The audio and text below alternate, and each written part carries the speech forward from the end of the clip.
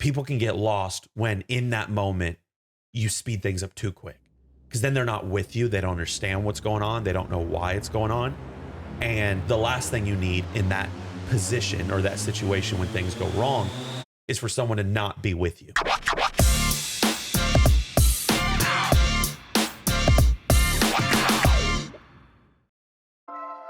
Hey guys, welcome to the Troy Gramling podcast. As always, I am so glad you decided to join us today. And I just once again want to say, because I'm so excited, it's only been about a month and a half, but my book is out and it's called Potential, the Uncontainable Power of God. I've been spending a lot of time talking in different podcasts and everything because I think it's a message. It's an easy book to read, but it's a message we all need to hear and be reminded of, that we do have potential and that God wants to do something incredible in our lives. So if you haven't picked up a copy, you can do it on Amazon, Barnes & Noble, Walmart, Target, wherever it is that you purchase books, and can be a huge help if you'd leave a review. Because as we all know, the algorithm rules. And the same with the podcast. If you haven't clicked the little thumbs up, that's a great thing. If you haven't subscribed, and you can even hit the bell.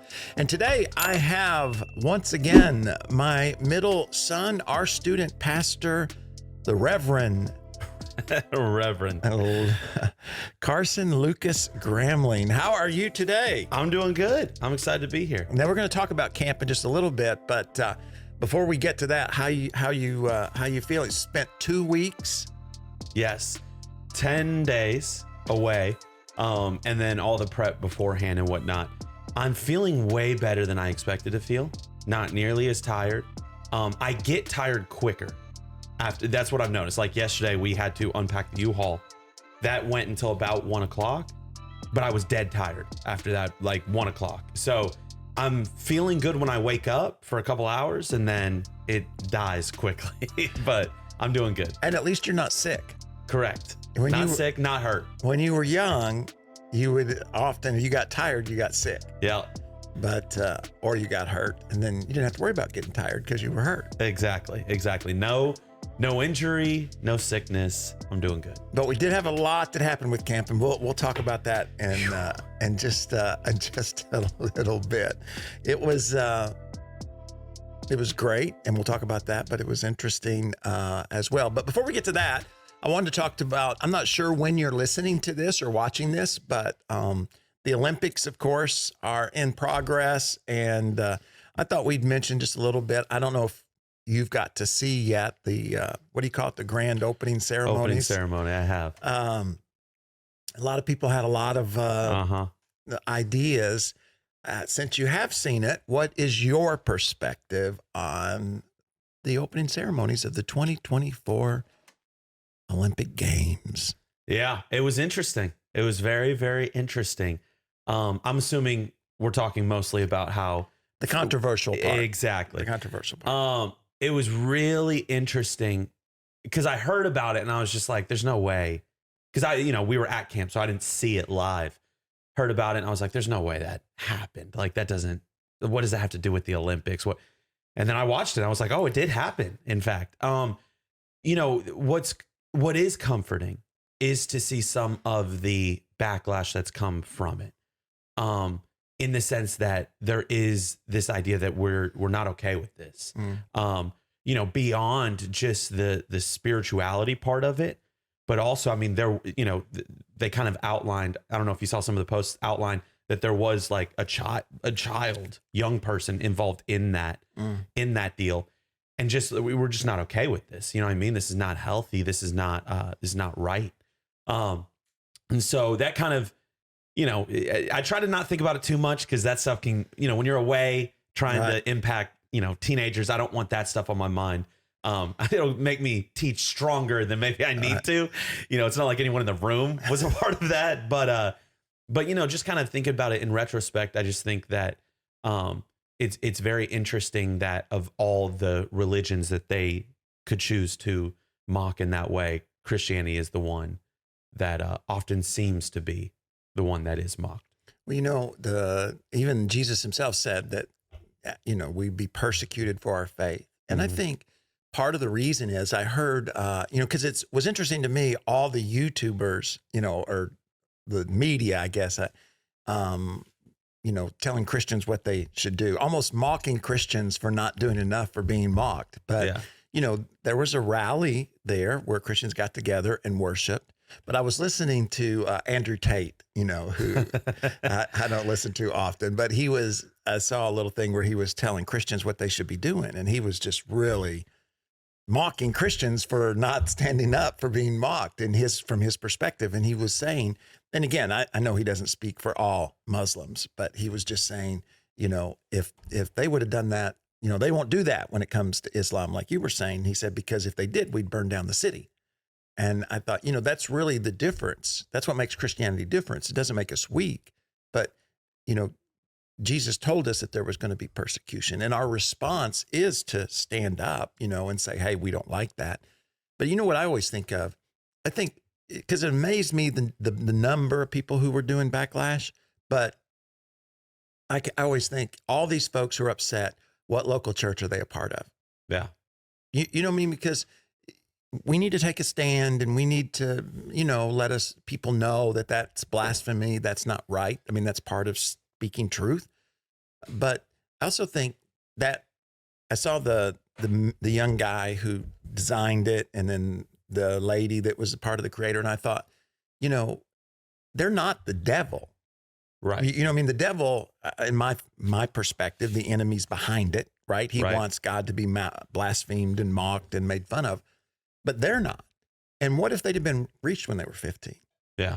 You know what I mean? What if, because folks are never easier to reach than below the age of 18, before they get solidified in what they think about life as far as worldview and everything. And I thought, if he would have been reached for Christ, his perspective would have been totally different on that, Mm-hmm. And I also think that it's possible that while the enemy is intentionally wanting to mock Christianity, he could just be ignorant.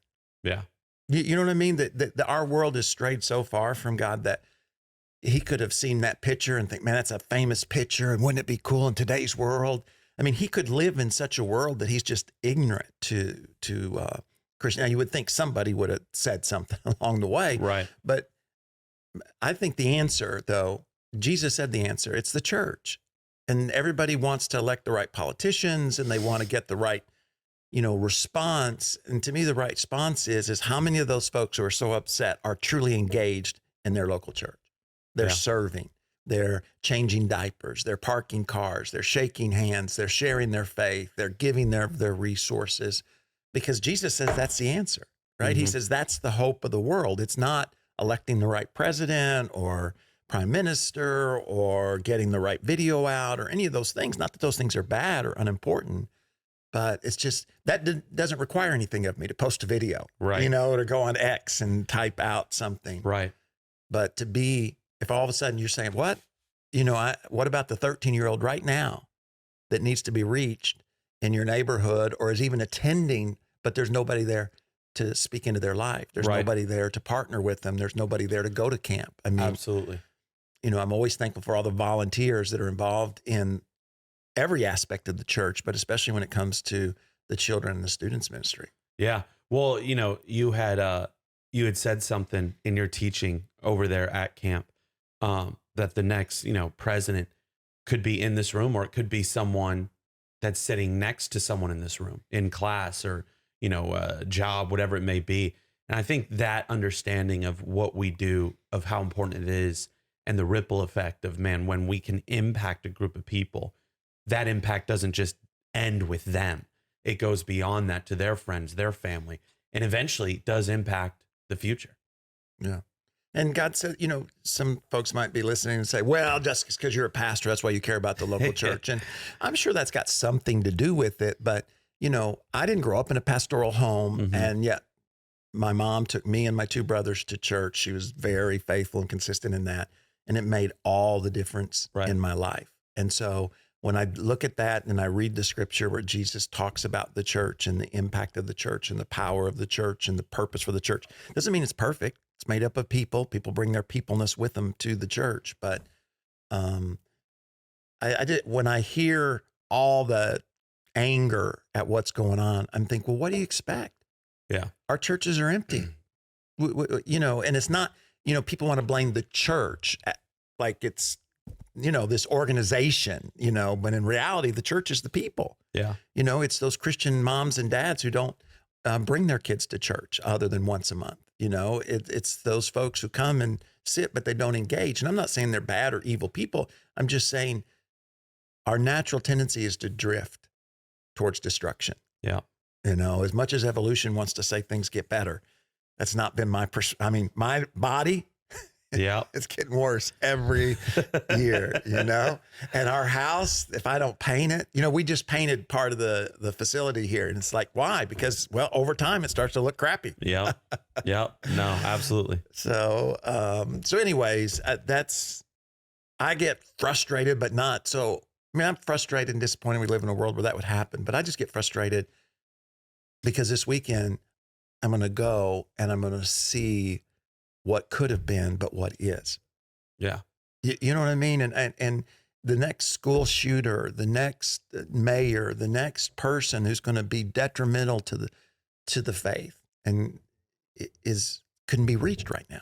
Yeah, absolutely. Yeah. And you know, it's interesting how often even, I mean, myself will complain about the situation, but the moment that solution, you know, that possible solution comes around, it's like, well, I'm sure someone will take care of it, you know? And it kind of seems like that's a little bit of what's going on, is that idea that, you know, there is a lot of frustration and, you know, all of that, which, you know, again, is a good thing that there is a backlash to it. But at the same time, you know, we got to hone in on what is the solution, right? So that it doesn't happen again. And it is reaching those people long before they get to a place where they think something like that is okay. Yeah. The creatives and the leaders and and they're always the most difficult folks to reach because they're out doing something or creating something, and they're a lot easier to reach earlier in life, right? You know, because we all get more stubborn about everything the older we get. Oh yeah. Oh yeah. So anyways, that's my, my thought about that, you know, in the Olympics. It's just amazing. People love controversy. That they do. My favorite moment from the Olympics, just to throw it in there, did you see that guy who, I think it was from Turkey, who did the shooting contest? So all these guys have ear protectors, certain glasses to protect to block out blur. He went in, no ear protectors, he just his regular glasses, and got silver medal. It was incredible. What'd they say about it? Did they say it was a good thing or a bad thing? They started off with, what is he doing? But, you know, he starts hitting every target, and it's like, well, he knows something that the rest of these guys don't know. Wow. I wonder if he practiced shooting. You got about 15. Stanley, hold it. Put that in front of the camera. Stanley's trying to show us how much time's left. No, come on. Put it in front. Let the folks see that's not what was there. And it had like 18 times on it. Maybe not 18, 12 different times. Oh, there you go. So pick any one of them. Yeah, we can go as long as we want. But yeah, no, it was quite it seemed like a guy who just likes to shoot. Mm-hmm. Turkey was like, oh, this guy shoots in his backyard every day. Let's send him out there. And he got silver. Wow. Yeah. Did any American get anything in the shooting? I'm not sure. I know that I know they won gold in gymnastics.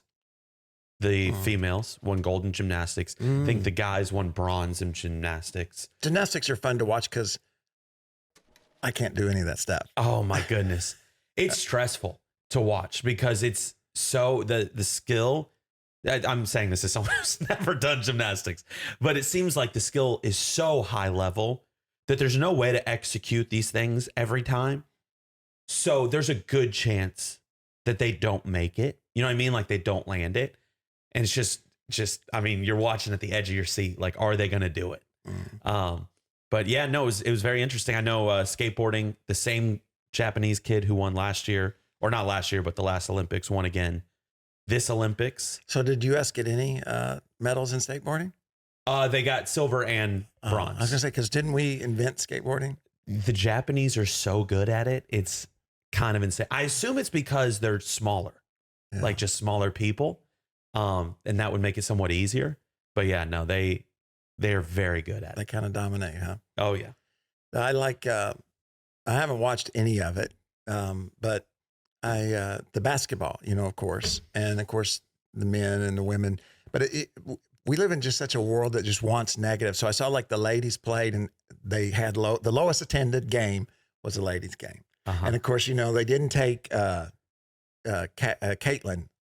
And so everybody went on that. But then when you look into it, you realize, first of all, they played Japan, which, you just said they're smaller. The same is true for their basketball team. They don't have the big ladies that we do. And, it was a blowout and it was after 9:00. It was a late game. Yeah. So we'll see, you know what I mean? What the reality is, but man, now, it used to be like 3 or 4 networks and a few newspapers, but now you just got all, everybody's looking for something. Yeah. And I would imagine as an athlete, it's got to be frustrating. Like you've given your life to compete at this thing to win. That's the focus.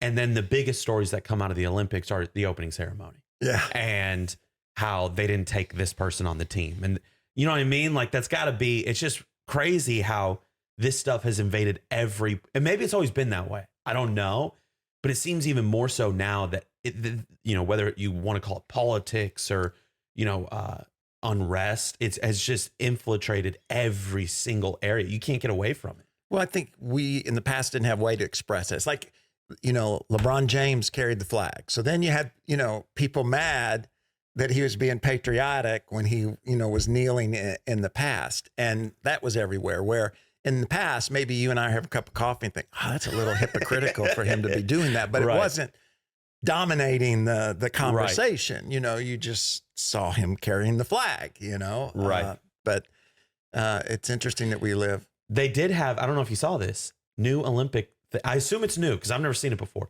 3-on-3 basketball. I did see that.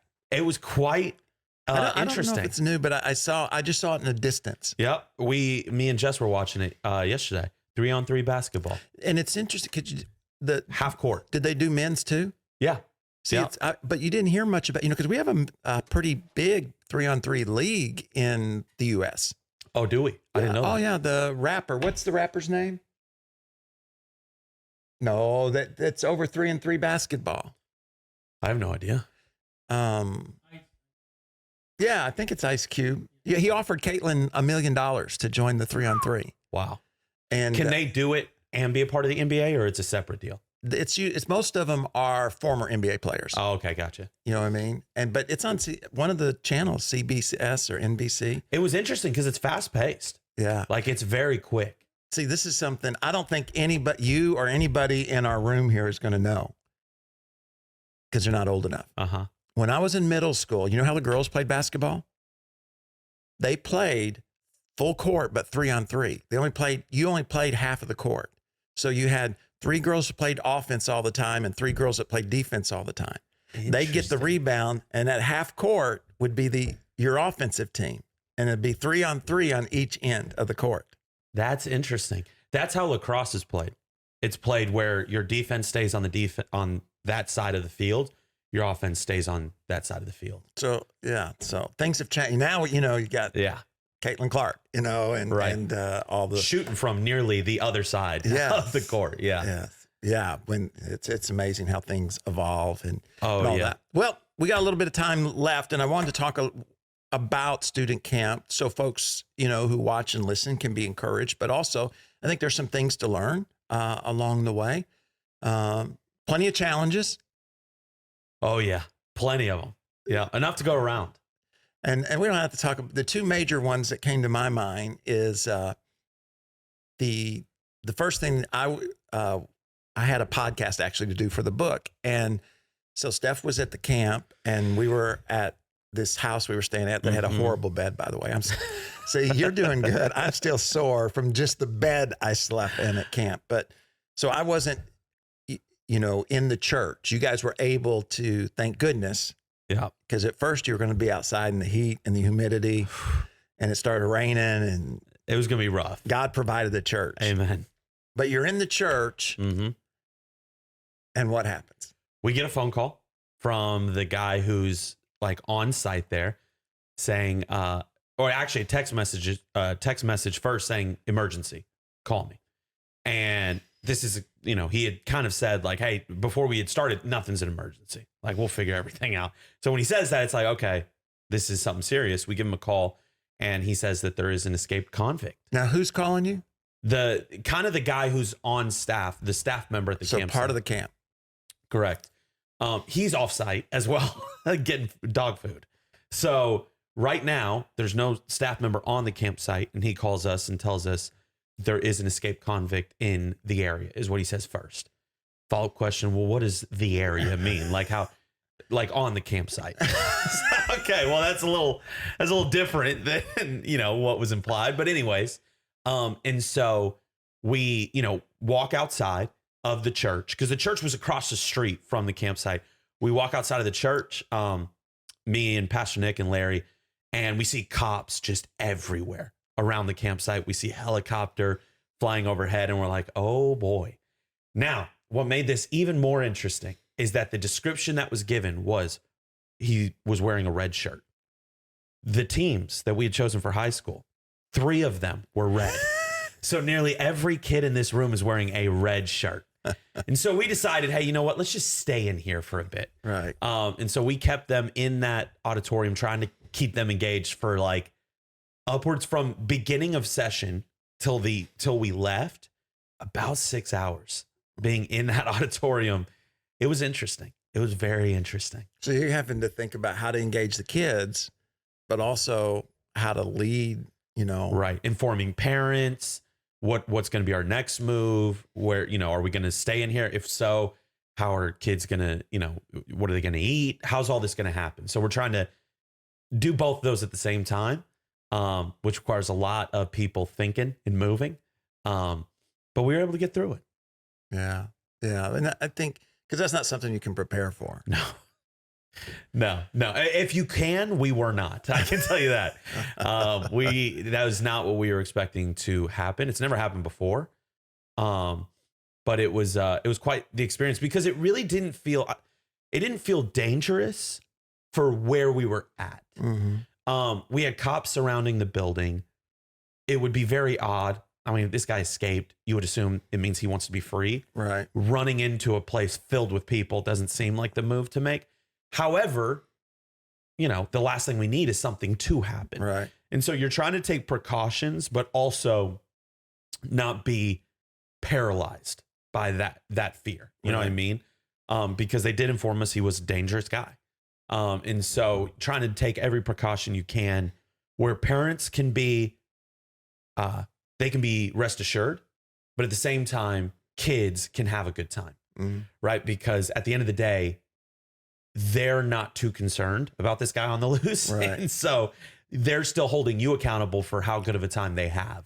So you're trying to match that as well as making sure parents feel safe, or parents feel like their children are safe. Yeah. When you think about raising up leaders or the kind of spirit that you have. I watch the Dog Whisperer sometimes, and he's always talking about the dog will take on, because our tendency is when the dogs are barking to start screaming and all of that. And he says that just hypes them up that much more. In other words, you got to be firm, but calm. And I think, not only true, I'm sure with animals, but it's true with human beings as well. Yeah. Is to be able to be in situations like that is to do what needs to be done, but not overreact and especially, depending on where you are on the leadership pendulum, the higher you are, that's going to spread, especially fear, it spreads. Right. Well, you're in scenarios that are completely out of your control. You do what you can, but there's nothing we could have done to prevent this situation. And so in those moments, it's easy to take on the weight as if you could have controlled this. You know what I mean? To start to take a more negative viewpoint or a more fearful viewpoint or something along those lines. And so, trying to make sure that everyone is encouraged that, hey, this is the situation that has been placed upon us by God. there's no, he's the only one who is in control right now. And that's the best way to have it. And so in those scenarios, you're just trying to help your team understand that, hey, this is beyond us. We're going to do everything we can in this moment, but we're expecting God to show up and do what he does. While at the same time, making sure that we're doing everything we can do. And that's where you kind of have to split roles and focuses. This person may be, well, this, I do the food and that's all. But in these types of moments, you're no longer just doing the food, you're running a game. Right. This person does worship, but in this moment, I need you to, do a Bible study, whatever it may be. It kind of requires those roles to change. And so, you just have to cast a lot of vision to people in that moment. And I found that in those moments, a lot of times you want to speed things up super fast when things are flying off the handle. And granted, it does require a certain level of, you do have to up the pace a little bit, but I think people can get lost when in that moment you speed things up too quick, because then they're not with you. They don't understand what's going on. They don't know why it's going on. And the last thing you need in that position or that situation when things go wrong is for someone to not be with you. And so I found that what I have to remind myself is slow it down, breathe, think, explain clearly, cast vision clearly. And I found that when I do that, it tends to go as good as it can go for the situation. We all tend to look to others to see how we should be responding. Yeah. Especially if we don't know, like, is this serious? Like when that guy called you, you're trying to read him to know. When you go out and talk to the police officer, you're trying to read, how big a deal is this really? And everybody's that way. Yeah. So that's really good advice. So you got this, big impact, kids came to Christ, baptisms, camp ended well. They caught the guy. Nobody got hurt. Yep. Anywhere, they caught him without incident.